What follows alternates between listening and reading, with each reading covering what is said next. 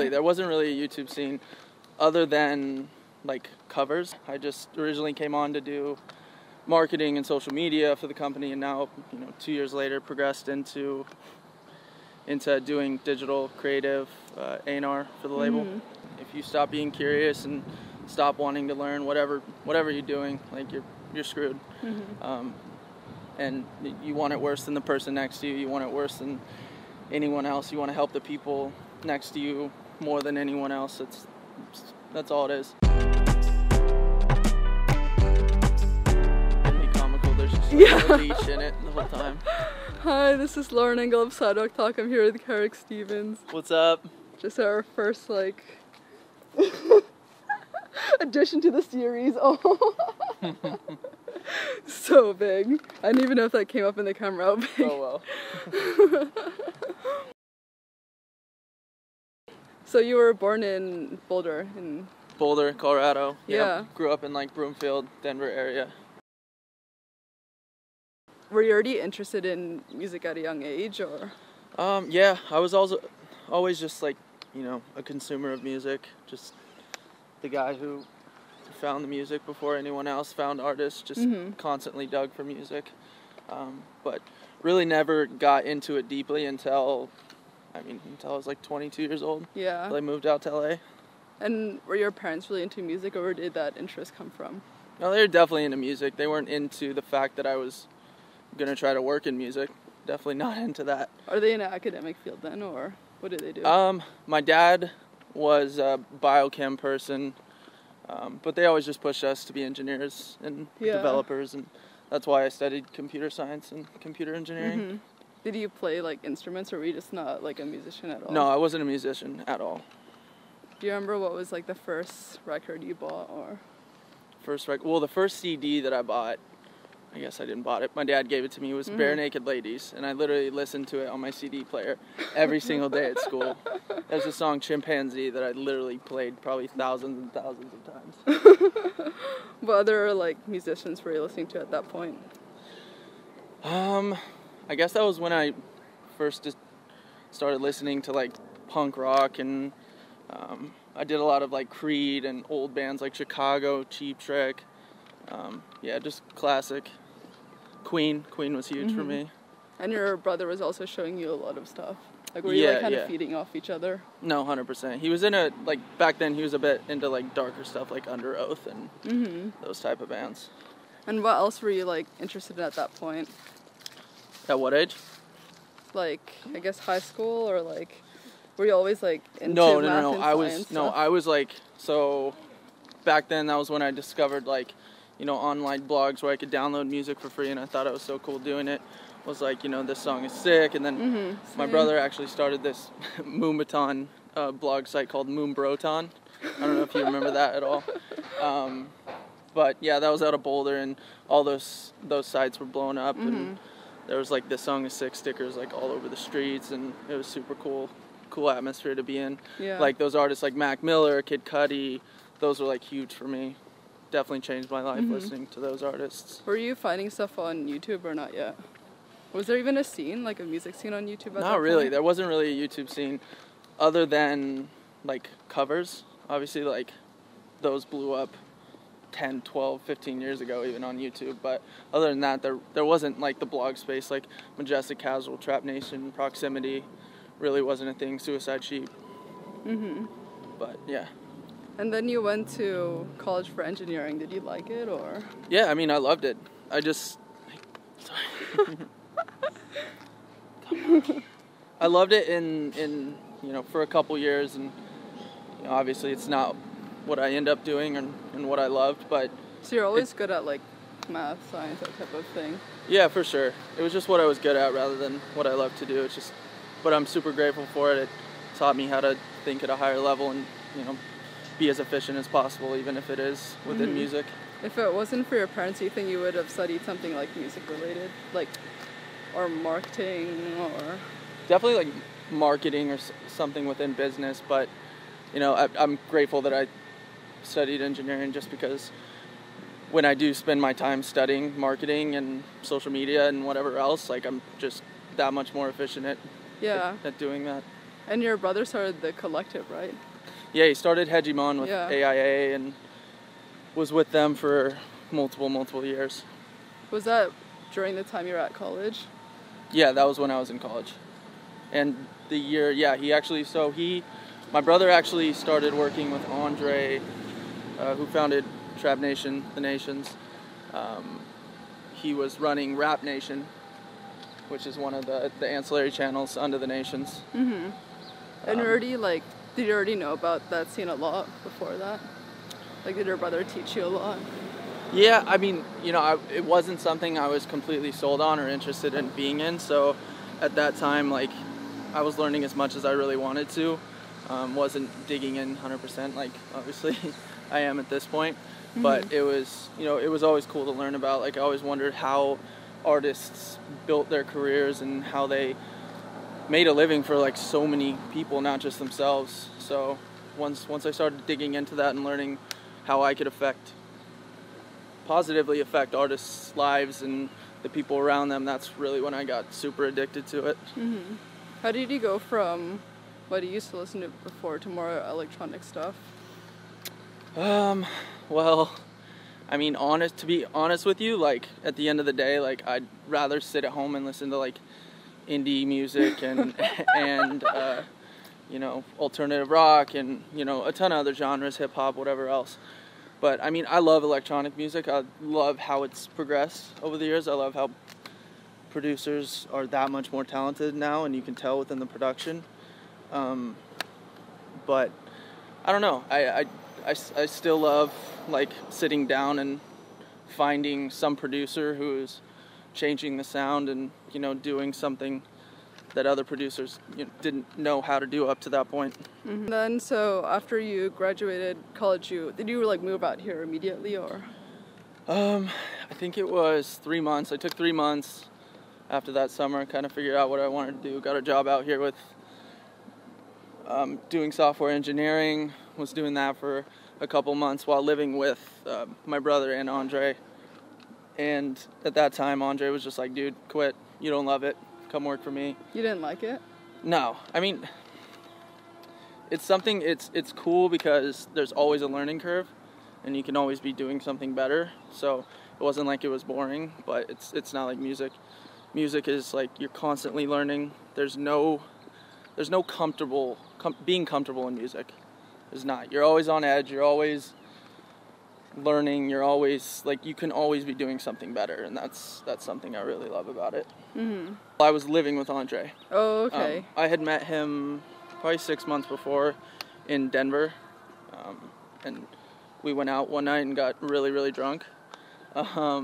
So that was actually my initial, like, meeting with Andre, which is kind of hilarious. And then from there, yeah, I just originally came on to do marketing and social media for the company, and now, 2 years later, progressed into doing digital creative A&R for the label.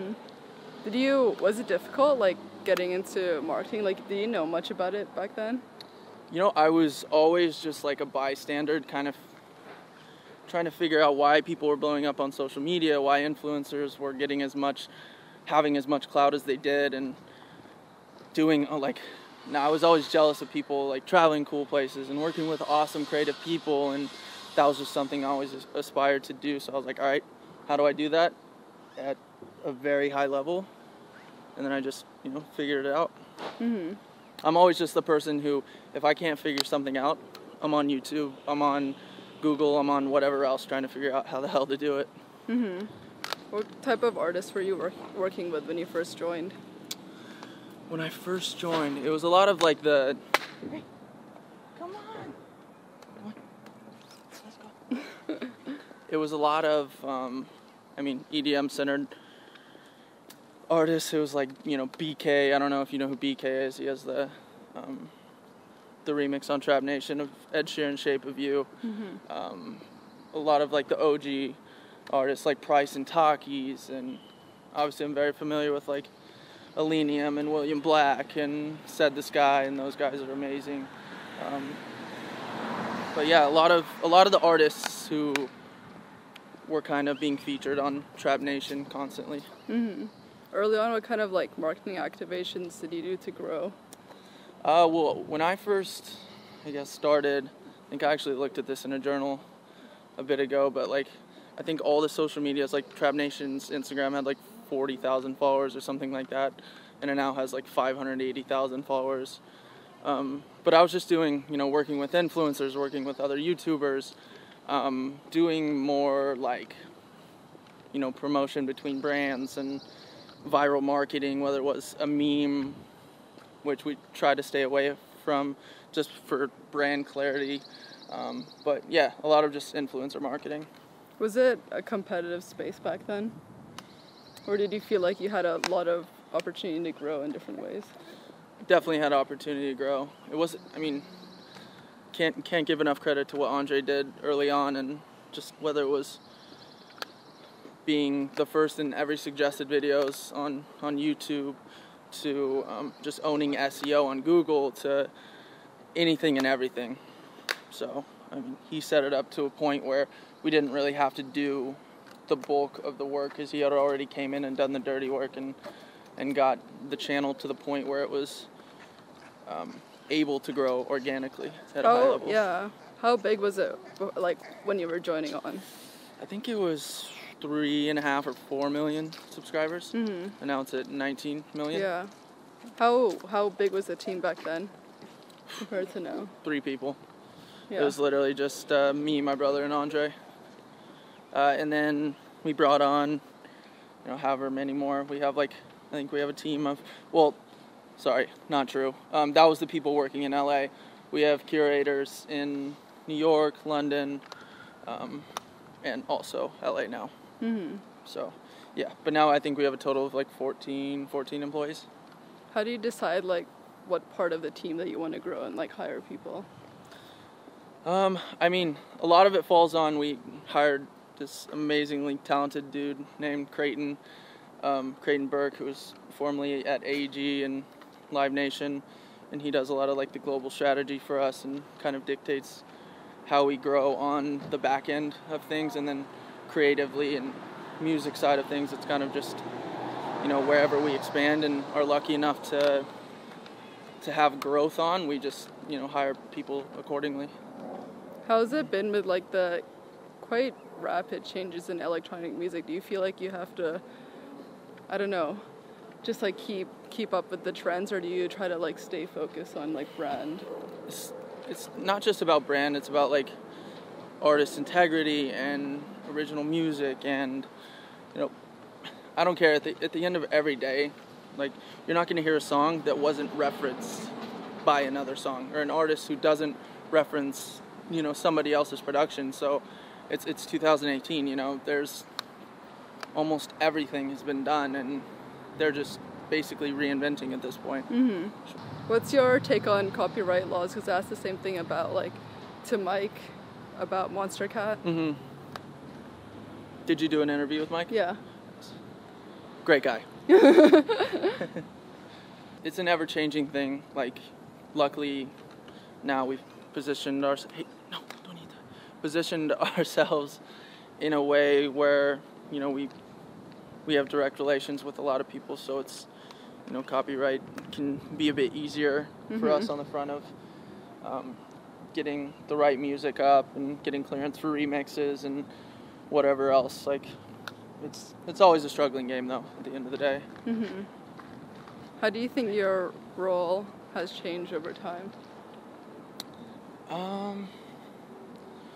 I guess it's just changed with however the company is changing, whether we're more YouTube revenue based to, developing out our labels, which Lowly Palace, Lowly House. We also have Trapnation label.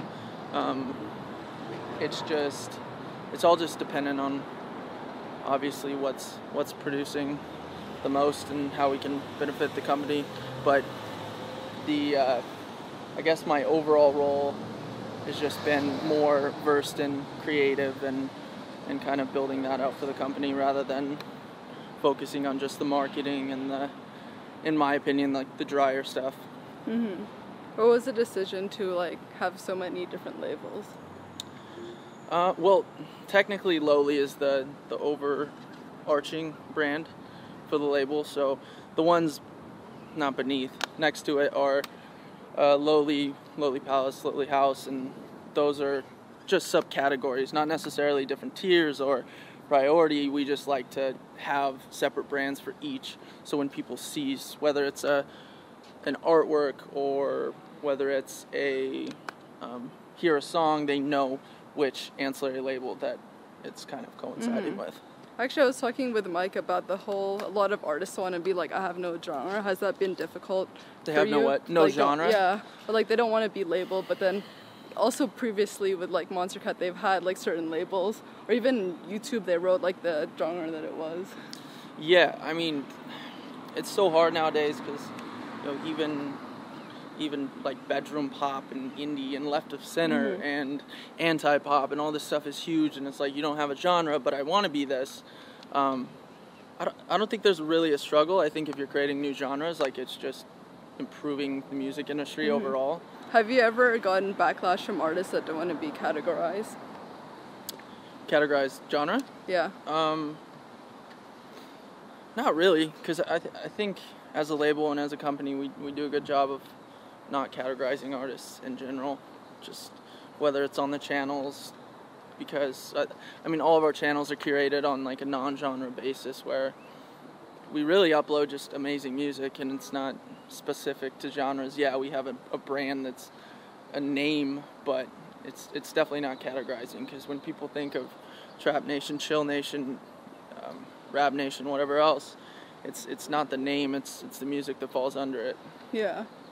Actually, with that, is the team like split out into those categories, or how do you like divide people's time? I mean, it's definitely divided, whether it's time being consumed by rendering videos, which you can see when you go back to the office, but it's the time allocated is really based on just what the people love to do. Like, you know, we're not going to push someone to do something that they don't love to do, whether it's listen to a genre they don't love, or you know, curating music and signing music that they don't love. So it's really just based on that. How do you decide which events you want to put on? Because you did like South by and EDC. Yeah, and ADE. You know, it's just dependent on what's right for the brand and the correct partners, and you know, there's a lot that goes into it. Whether artists have the artists who we want to play are around during that time period, or willing to play. So a lot of factors. How does your marketing campaigns change over time since the early events you put on to the ones compared to now? Well, early on, you know, we were just brand partners within events, like the one we did with South by and EDC. Those weren't really dependent on tickets we sold. So the marketing campaigns are like heavily dictated by, okay, do we have to sell tickets? All right, how many? To what audience? So it just changes with location, with number of tickets sold, with the partners we have on board and what reach they have. So what would be like your average day? Like, what do you do morning, afternoon? This average day is definitely literally, well, first I walk this guy, and then I literally just sit on the computer for probably from like 6:30 or 7 a.m. to like 9 p.m. Listening to music, rendering videos, kind of just getting all my busy work sorted, so I don't have to worry about it later in the day when I want to be a bit more creative. And then once, you know, people start rolling through the office, it's more so working one-on-one with, you know, whether it be Matt, who does marketing for us, or whether it's curators, Sammy, Rap Nation. It's just kind of just built out more upon working creatively.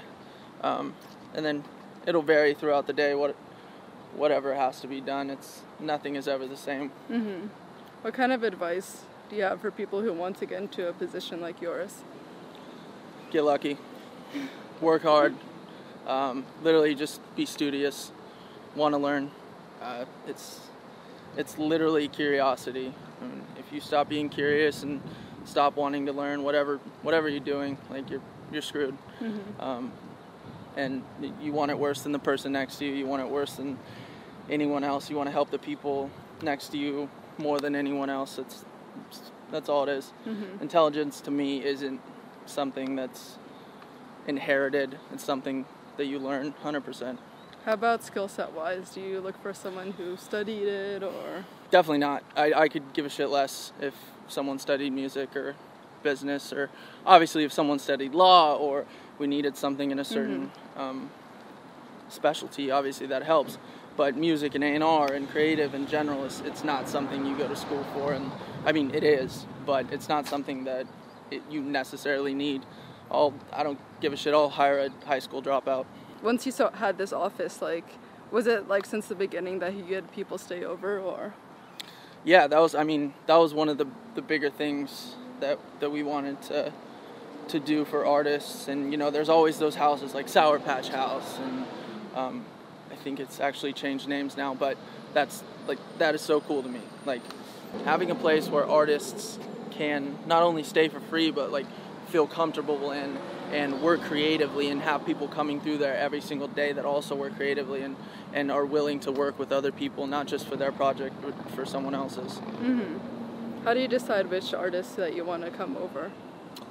Honestly, it's just based on relationships, really, and if people reach out and are very genuine about like needing a place to stay, or needing a place, like, so for instance, someone's playing Coachella and they need a place to stay between weeks, like, sure, awesome.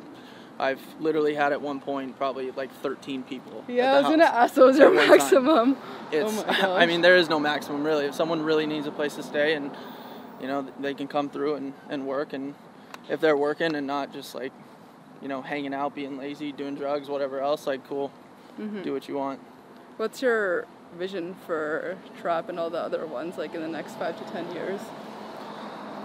5 to 10 years of music industry, that's a long time. It's a lot of stress, a lot of... You're already getting stressed yeah, out. I'm getting anxiety from this question.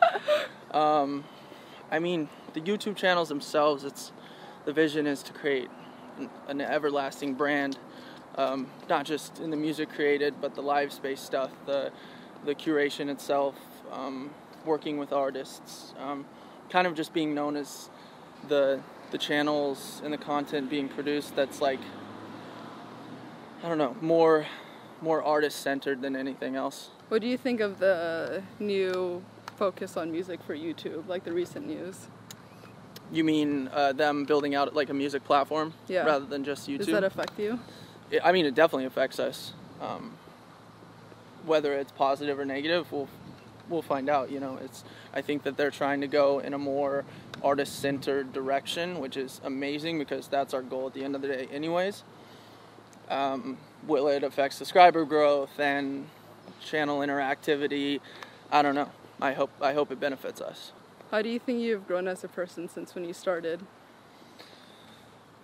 I've definitely been able to cope with stress, learn from stress, kind of dissolve any and every piece of me that had like ego-centered state of mind. It's really like being in music is super humbling. Like I said, it's very volatile. It's changing 24/7. You constantly have to be thinking and be pushing forward. So I've just become a lot more in tune with how other people feel, and obviously that comes with being in any creative industry, but just understanding that anyone's actions are affecting everyone else's around you, and it's cool. You grow a lot as a person working in music. Mm-hmm. What would you say have been the biggest challenges for the channel? Maneuvering not just YouTube, but other platforms, whether it's Apple Music, Spotify, Google Play, any other platform, like translating the channel and the brand to everywhere else and not just YouTube, as well as trying to maintain the brand and the interactivity, whether it's making sure people's comments are being responded to, or just uploading the right remixes and curating the right music to stay relevant. It's ever changing, you know. We're competing with amazing people and amazing brands like Proximity and Suicide Sheep and Quality Control and all these other awesome channels. So it's competition. Mm-hmm. How do you feel like you stand out from the other channels? I mean, at the end of the day, it's literally just uploading music every single day, and it's good music. We already established the brand and the relevancy, so it's pretty easy from there. Mm-hmm. What would you say personally have been your biggest challenges? Probably transitioning from having a semi-stable lifestyle, I guess, not even stable, but working in music, like I said, there's no steady work hours. I literally wake up and probably work 14 to 17 hours, like, every single day. I'm never not working. And if you want to, I mean, not to say I'm successful in music, but if you want to be at the top in music, that's what you have to do. And another thing also at the same time is taking time to yourself. That's huge. I definitely didn't do that for the first year I was in LA. From the minute I woke up to the minute I went to bed, I was thinking about work, talking about work, doing work, going to events, everything. So I think that's definitely my biggest personal sketch. What does success look like for the channel? I think it's everything, a little bit of everything. Obviously, we want to provide enough money to give people jobs and give them a steady lifestyle and give them the opportunity to grow in music and with other artists. And at the same time, like, to me, when I look back over the last 2-3 years, like, the most valuable thing to me is the relationships I've made and how much I've grown. So it's giving the opportunity to other people to do the same exact thing. Mm-hmm. I think you might have answered it, but what does success look like to you? To me, to change the lives of the artists I work around, every single one. All my focus projects, all the people that I invest my time into, for them to succeed and for them to be able to provide for their families and their friends and whoever else they care about. Yeah, I like that. Yeah. Last question, what do you want to be remembered for? If someone spends a ton of time with me, if someone has a conversation with me, it's just like they're a better person and smarter person after that, and kind of position themselves in a better way after that. It's like,